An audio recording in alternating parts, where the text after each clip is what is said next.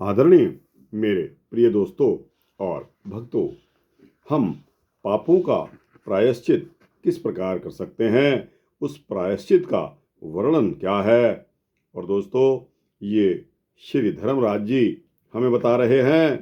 धर्मराज क्या कहते हैं, यह वृतांत आपको नारद पुराण से लेकर सुना रहा हूँ। दोस्तों, पाप तो हर एक कोई करता है, कुछ कम करता है तो कोई ज़्यादा करता है। दोस्तों, लेकिन अगर हम ये कहें कि ठीक है, हमें अपने पापों पर पछतावा है, तो उसका निदान क्या है, उसका प्रायश्चित क्या है, उसके बारे में आपको यह सूक्ष्म वृतांत सुना रहा हूँ। दोस्तों, उम्मीद करता हूँ कि आप बने रहेंगे इस वृतांत के अंत तक। तो आइए इस वृतांत को शुरू करते हैं। दोस्तों और भक्तों, धर्मराज कहते हैं कि नृपश्रेष्ठ, अब मैं चारों वर्णों के लिए वेदों और स्मृतियों में बताते हुए धर्म का क्रमशः वर्णन करता हूँ। एकाग्रचित होकर सुनिए। जो भोजन करते समय क्रोध में या अज्ञानवश किसी अपवित्र वस्तु को या चंडाल को, पतित को छू लेता है, उसके लिए प्रायश्चित बतलाता हूँ।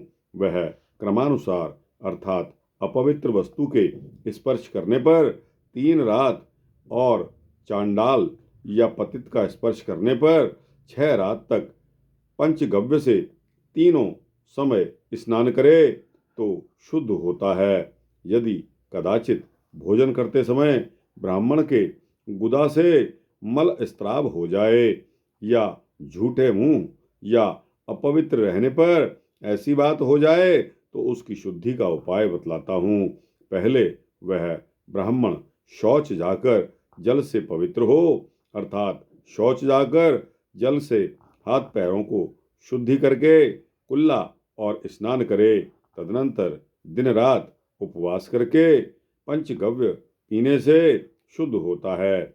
यदि भोजन करते समय पेशाब हो जाए या पेशाब करने पर बिना शुद्ध हुए ही भोजन कर ले तो दिन रात उपवास करे और अग्नि में घी की आहुति दे। यदि भोजन के समय ब्राह्मण किसी भी निमित्त से अपवित्र हो जाए तो उस समय ग्रास को जमीन पर रखकर स्नान करने के पश्चात शुद्ध होता है। यदि उस ग्रास को खा ले तो उपवास करने पर शुद्ध होता है, और यदि अपवित्र अवस्था में वह सारा अन्न भोजन करके उठे तो 3 रात तक वह अशुद्ध रहता है, अर्थात 3 रात्रि तक उपवास करने में शुद्ध होता है। यदि भोजन करते वमन हो जाए तो अस्वस्थ मनुष्य 300 गायत्री मंत्र का जाप करे और स्वस्थ मनुष्य 3000 गायत्री का जाप करे गायत्री मंत्र का। यही उसके लिए उत्तम प्रायश्चित है। यदि द्विज मल मूत्र करने पर चांडाल या डोम से छू जाए तो वह त्रिरात्र व्रत करे, और यदि भोजन करके झूठे मुंह छू जाए तो 6 रात तक व्रत करे। यदि रजस्वला और सूतिका स्त्री को चांडाल छू ले तो 3 रात तक व्रत करने पर उसकी शुद्धि होती है। यह शातातप मुनि का वचन है। यदि रजस्वला स्त्री कुत्तों, चांडालों या कौवों से छू जाए तो वह अशुद्ध अवस्था तक निराहार रहे। फिर समय पर चौथे दिन स्नान करने से वह शुद्ध होती है। यदि 2 रजस्वलाएं आपस में एक दूसरे का स्पर्श कर लेती हैं तो वह ब्रह्मकूर्च पीने से उनकी शुद्धि होती है। दोस्तों, अब आपको ब्रह्मकूर्च क्या होता है उसके बारे में भी बताना बहुत जरूरी है। दोस्तों, ब्रह्मकूर्च पंचगव्य और कुशोदक मिलाने से ब्रह्मकूर्च बनता है। उसकी विधि इस प्रकार है। पलाश या कमल के पत्ते में पलाश या कमल के पत्ते में या तांबे या स्वर्ण के पात्र में पंचगव्य संग्रह करना चाहिए। गायत्री मंत्र के गौमूत्र का गंध द्वारा इस मंत्र से गोबर का आप्यायस्व, इस मंत्र से दूध का, दधि क्रामणी, इस मंत्र से दही का, तेजोस्पी शुक्रम, इस मंत्र से घी का, और देवस्य त्वाह, इस मंत्र से कुशोदक का संग्रह करें। चतुर्दशी को उपवास करके अमावस्या को उपयुक्त वस्तुओं का संग्रह करें। गौमूत्र 1 पल होना चाहिए। गोमूत्र आधे अंगूठे के बराबर हो। दूध का मान 7 पल और दही का 3 पल है। घी और कुशोदक 1-1 पल बताए गए हैं। इस प्रकार इन सबको एकत्र करके परस्पर मिला दें। तत्पश्चात 7 पत्तों के 3 कुश लेकर, जिनके अग्रभाग कटे हुए न हों, उनसे उस पंचगव्य की अग्नि में आहुति दें। आहुति से बचे हुए पंचगव्य को प्रणव से आलोडन और प्रणव से ही मंथन करके प्रणव से ही हाथ में लें। फिर प्रणव का ही उच्चारण करके उसे पी जाएं। इस प्रकार तैयार किए गए पंचगव्य को ब्रह्मकूर्च कहते हैं। स्त्री शूद्रों को ब्राह्मण के द्वारा पंचगव्य बनवाकर प्रणव उच्चारण के बिना ही पीना चाहिए। सर्वसाधारण के लिए ब्रह्मकूर्च पान का मंत्र यह है। यत्त्वगस्थिगतं पापं देहे तिष्ठति देहिनां, ब्रह्मकूर्चो दहेत् सर्वं प्रदीप्ताग्निर्वेरिवेन्धनम्।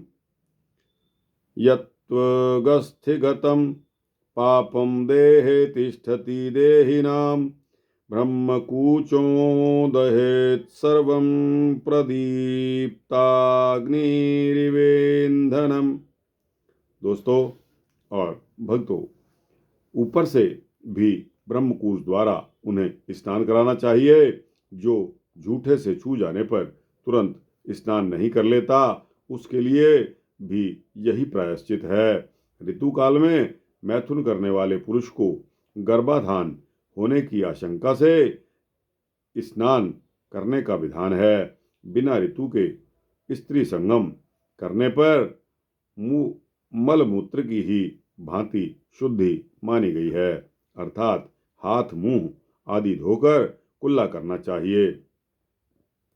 मैथुन कर्म में लगे हुए पति पत्नी दोनों ही अशुद्ध होते हैं, परंतु शैया से उठने पर स्त्री तो शुद्ध हो जाती है, किंतु पुरुष स्नान के पूर्व तक अशुद्ध ही बना रहता है। जो लोग पतित न होने पर भी अपने बंधुजनों का त्याग करते हैं, राजा को उचित है कि उन्हें उत्तम साहस का दंड दे। यदि पिता पतित हो जाए तो उसके साथ इच्छा के अनुसार वर्ताव करें, अर्थात अपनी रुचि के अनुसार उसका त्याग और ग्रहण दोनों कर सकते हैं, किंतु माता का त्याग कभी ना करें। जो रस्सी आदि साधनों द्वारा फांसी लगाकर आत्मघात करता है, वह यदि मर जाए तो उसके शरीर में पवित्र वस्तु का लेप करा दें, और यदि जीवित बच जाए तो राजा उससे 200 मुद्रा दंड लें। उसके पुत्र और मित्रों पर 1-1 मुद्रा दंड लगावे, और वे लोग शास्त्रीय विधि के अनुसार प्रायश्चित करें। जो मनुष्य मरने के लिए जल में प्रवेश करके अथवा फांसी लगाकर मरने से बच जाते हैं, जो संन्यास ग्रहण करके और उपवास व्रत प्रारंभ करके उसे त्याग देते हैं, जो विष पीकर अथवा ऊंचे स्थान से गिरकर मरने की चेष्टा करने पर भी जीवित बच जाते हैं, तथा जो शस्त्र का अपने ऊपर आघात करके भी मृत्यु से वंचित रह जाते हैं, वे सब संपूर्ण लोक से बहिष्कृत हैं। इनके साथ भोजन या निवास नहीं करना चाहिए। ये सब के सब एक चांद्रायण अथवा 2 तप्त कृच्छ व्रत करने से शुद्ध होते हैं। कुत्ते, सियार और वानर आदि जंतुओं के काटने पर तथा मनुष्य द्वारा दांत से काटे जाने पर भी मनुष्य दिन रात या संध्या कोई भी समय क्यों ना हो तुरंत स्नान कर लेने पर शुद्ध हो जाता है। जो ब्राह्मण अज्ञान से अनजान में किसी प्रकार चांडाल का अन्न खा लेता है वह गोमूत्र या यावक का आहार करके 15 दिन में शुद्ध होता है। गौ अथवा ब्राह्मण का घर जलाकर फांसी आदि लगाकर गौ अथवा ब्राह्मण का घर जलाकर फांसी आदि लगाकर मरे हुए मनुष्य का स्पर्श करके तथा उसके बंधनों को काटकर ब्राह्मण अपनी शुद्धि के लिए एक कृच्छ व्रत का आचरण करे। माता, गुरु पत्नी, पुत्री, बहन और पुत्र वधू से समागम करने वाला तो प्रज्वलित अग्नि में प्रवेश कर जाए, उसके लिए दूसरा कोई शुद्धि का उपाय नहीं है। रानी, सन्यासिनी, धाय, अपने से श्रेष्ठ वर्ण की स्त्री तथा समान गोत्र वाली स्त्री के साथ समागम करने पर मनुष्य 2 कृच्छ व्रत का अनुष्ठान करे। पिता के गोत्र अथवा माता के गोत्र में उत्पन्न होने वाली अन्य स्त्रियों तथा सभी पर स्त्रियों से अनुचित संबंध रखने वाला पुरुष उस पाप से हटकर अपनी शुद्धि के लिए कृच्छ शांत पन व्रत करे। द्विजगण खूब तपाए हुए कुशोदक को केवल एक बार 5 रात तक पीकर वैश्यागमन के पाप का निवारण करते हैं। गुरु तल्पगामी के लिए जो व्रत है वही कुछ लोग गोघातक के लिए भी बताते हैं और कुछ विद्वान अवकीर्णी यानी कि धर्म भ्रष्ट के लिए भी उसी व्रत का विधान करते हैं। जो डंडे से गऊ के ऊपर प्रहार करके उसे मार गिराता है उसके लिए गौवध का जो सामान्य प्रायश्चित है उससे दूना व्रत करने का विधान है, तभी वह व्रत उसके पाप को शुद्ध कर सकता है।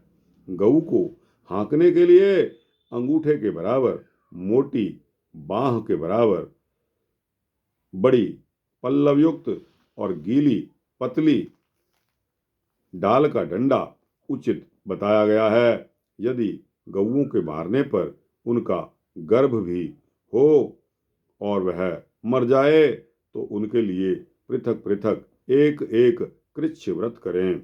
यदि कोई काठ, ढेला, पत्थर या किसी प्रकार के शस्त्र द्वारा गऊओं को मार डाले तो भिन्न भिन्न शस्त्र के लिए शास्त्र में इस प्रकार प्रायश्चित बताया गया है। काष्ठ से मारने पर शांतपन व्रत का विधान है। ढेले से मारने पर प्राजापत्य व्रत करना चाहिए। पत्थर से आघात करने पर तप्त कृच्छ व्रत और किसी शस्त्र से मारने पर अति कृच्छ व्रत करना चाहिए। यदि कोई गऊओं और ब्राह्मणों के लिए अच्छी नीयत से औषधि, तेल एवं भोजन दे और उसके देने के बाद उसकी मृत्यु हो जाए तो उस दशा में कोई प्रायश्चित नहीं है। तेल और दवा पीने पर या दवा खाने पर या शरीर में धसे हुए लोहे या कांटे आदि को निकालने का प्रयत्न करने पर मृत्यु हो जाए तो भी कोई प्रायश्चित नहीं है। चिकित्सा या दवा के लिए बछड़ों का कंठ बांधने से अथवा शाम को उनकी रक्षा के लिए उन्हें घर में रोकने या बांधने से भी कोई दोष नहीं होता। उपर्युक्त पापों का प्रायश्चित करते समय मनुष्य की इस विधि से मुंडन कराना चाहिए। एक पाद यानी कि चौथाई प्रायश्चित करने पर कुछ रोम मात्र कटा देने चाहिए। 2 पाद के प्रायश्चित में केवल दाढ़ी मूछ मुड़ा ले। 3 पाद का प्रायश्चित करते समय शिखा के सिवा और सब बाल बनवा दे और पूरा प्रायश्चित करने पर सब कुछ मुड़ा देना चाहिए। यदि स्त्रियों को प्रायश्चित करना पड़े तो उनके सारे केश समेटकर 2 अंगुल कटा देना चाहिए। इसी प्रकार स्त्रियों के सिर, मुड़ाने का विधान है। स्त्री के लिए सारे बाल कटवाने और वीरासन से बैठने का नियम नहीं है। उनके लिए गौशाला में निवास करने की विधि नहीं है। यदि गौ कहीं जाती हो तो उसके पीछे नहीं जाना चाहिए। राजा, राजकुमार या बहुत से शास्त्रों का ज्ञाता ब्राह्मण हो, उन सब के लिए केश मुड़ाए बिना ही प्रायश्चित बताना चाहिए। उन्हें केशों की रक्षा के लिए दूने व्रत का पालन करने की आज्ञा दें। दूना व्रत करने पर उसके लिए दक्षिणा भी दूनी ही होनी चाहिए। यदि ऐसा ना करें तो हत्या करने वाले का पाप नष्ट नहीं होता और दाता नरक में पड़ता है। जो लोग वेद और स्मृति के विरुद्ध व्रत प्रायश्चित बताते हैं वे धर्म पालन में विघ्न डालने वाले हैं। राजा उन्हें दंड द्वारा पीड़ित करें, परंतु किसी कामना या स्वार्थ से मोहित होकर राजा उन्हें कदापि दंड ना दे, नहीं तो उनका पाप 100 गुना होकर उस राजा पर ही पड़ता है। तदनंतर प्रायश्चित पूरा कर लेने पर ब्राह्मण को भोजन कराएं। 20 गाय और 1 बैल उन्हें दक्षिणा में दें। यदि गौओं के अंगों में घाव होकर उसमें कीड़े पड़ जाएं अथवा मक्खी आदि लगने लगें और इन कारणों से उन गौओं की मृत्यु हो जाए तो उन गायों को रखने वाला पुरुष आधे कृच्छ्र व्रत का अनुष्ठान करे और अपनी शक्ति के अनुसार दक्षिणा दे। इस प्रकार प्रायश्चित करके श्रेष्ठ ब्राह्मण को भोजन कराकर कम से कम 1 मासा सुवर्ण दान करे तो शुद्धि होती है। जल के भीतर की, बांबी की, भूमि की तथा शौच से बची हुई ये 7 प्रकार की मृत्तिका काम में नहीं लानी चाहिए। ब्राह्मण को प्रयत्न पूर्वक इष्टापूर्ण कर्म करने चाहिए। इष्ट, यज्ञ, याग आदि से वह स्वर्ग जाता है और पूर्त कर्म से वह मोक्ष सुख का भागी होता है। धन की अपेक्षा रखने वाले यज्ञ, दान आदि कर्म इष्ट कहलाते हैं और जलाशय बनवाना आदि कार्य पूर्त कहा जाता है। विशेषतः बगीचा, किसी देवता के लिए बने हुए तालाब, बावड़ी, कुआं, पोखरा और देव मंदिर ये यदि गिरते या नष्ट होते हों तो जो इनका उद्धार करता है वह पूर्त कर्म का फल भोगता है, क्योंकि ये सब पूर्त कर्म हैं। सफेद गाय का मूत्र, काली गऊ का गोबर, तांबे के रंग वाली गाय का दूध, सफेद गाय का दही और कपिला गाय का घी, इन सब वस्तुओं को लेकर एकत्र करें तो वह पंचगव्य बड़े बड़े पातकों का नाश करने वाला होता है। कुशों द्वारा लगाए गए तीर्थ जल और नदी जल के साथ उक्त सभी द्रव्यों को पृथक पृथक प्रणव मंत्र से लाकर प्रणव द्वारा ही उन्हें उठावें। प्रणव जप करते हुए ही उनका आलोडन करें और प्रणव के उच्चारण पूर्वक ही पिएं। पलाश वृक्ष के बिचले पत्ते में अथवा तांबे के शुभ पात्र में अथवा कमल के पत्ते में या मिट्टी के बर्तन में कुशोदक सहित उस पंचगव्य को पीना चाहिए। एक सूतक में दूसरा सूतक उपस्थित हो जाए तो दूसरे में दोष नहीं लगता। पहले सूतक के साथ ही उसकी शुद्धि हो जाती है। एक जननाशोच के साथ दूसरा जननाशोच और एक मरणाशोच के साथ दूसरा मरणाशोच भी शुद्ध हो जाता है। 1 मास के भीतर गर्भ स्त्राव हो तो 2-3 दिन का अशोच बताएं। 2 मास के ऊपर होने पर जितने महीने में गर्भ स्त्राव हो उतनी ही रात्रियों में उसके अशोच की निवृत्ति होती है। साध्वी रजस्वला स्त्री रज बंद हो जाने पर स्नान मात्र से शुद्ध होती है। विवाह से 7वें पद पर अर्थात सप्तपदी की क्रिया पूरी होने पर अपने पितृ संबंधी गोत्र से च्युत हो जाती है, यानी उसके पवित्र यानी उसके पति का गोत्र हो जाता है। अतः उसके लिए श्राद्ध और तर्पण पति के गोत्र से ही करना चाहिए। पिंडदान में पति और पत्नी दोनों का उद्देश्य होता है। अतः प्रत्येक पिंड में 2 नाम से संकल्प होना चाहिए। तात्पर्य यह है कि पिता या पितामह आदि को सपत्नीक विशेषण लगाकर पिंडदान करना चाहिए। इस प्रकार 6 व्यक्तियों के लिए 3 पिंडदान देने योग्य हैं। ऐसा दाता मोह में नहीं पड़ता। माता अपने पति के साथ विश्वदेव पूर्वक श्राद्ध का उपभोग करती हैं। इसी प्रकार पितामही और प्रपितामही भी अपने अपने पति के साथ श्राद्ध भोग करती हैं। प्रत्येक वर्ष में माता पिता का एकोदिष्ट श्राद्ध द्वारा सत्कार करें। उसी वार्षिक श्राद्ध में विश्वदेव का पूजन नहीं किया जाता, अतः उनके बिना ही वह श्राद्ध भोजन करावें। उसमें एक ही पिंड दें। नित्य नैमित्तिक काम्य वृद्धि श्राद्ध तथा पार्वण विद्वान पुरुषों को ये 5 प्रकार के श्राद्ध जानने चाहिए।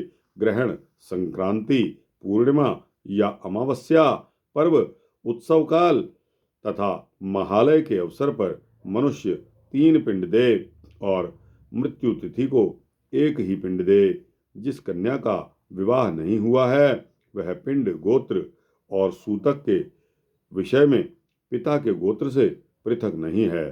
पाणी ग्रहण और मंत्रों द्वारा वह अपने पिता के गोत्र से पृथक होती है। जिस कन्या का विवाह जिस वर्ण के साथ होता है उसके समान उसे सूतक भी लगता है। उसके लिए पिंड और तर्पण भी उसी वर्ण के अनुसार होने चाहिए। विवाह हो जाने पर चौथी रात में वह पिंड, गोत्र और सूतक के विषय में अपने पति के साथ एक हो जाती है। मृत व्यक्ति के प्रति हित बुद्धि रखने वाले बंधुजनों को शवदाह के प्रथम, द्वितीय, तृतीय अथवा चतुर्थ दिन अस्थि संचय करना चाहिए अथवा ब्राह्मण आदि चारों वर्णों का अस्थि संचय क्रमशः चौथे, 5वें, 7वें और 9वें दिन भी कर्तव्य बताया गया है। चतुर्थ दिन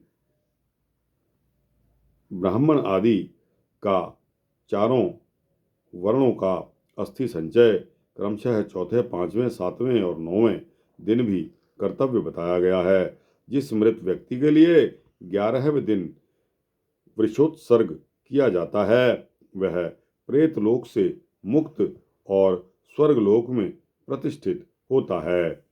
दोस्तों, एक बार फिर सुनिए कि जिस मृत व्यक्ति के लिए 11वें दिन वृषोत्सर्ग किया जाता है वह प्रेत लोक से मुक्त और स्वर्ग लोक में प्रतिष्ठित होता है।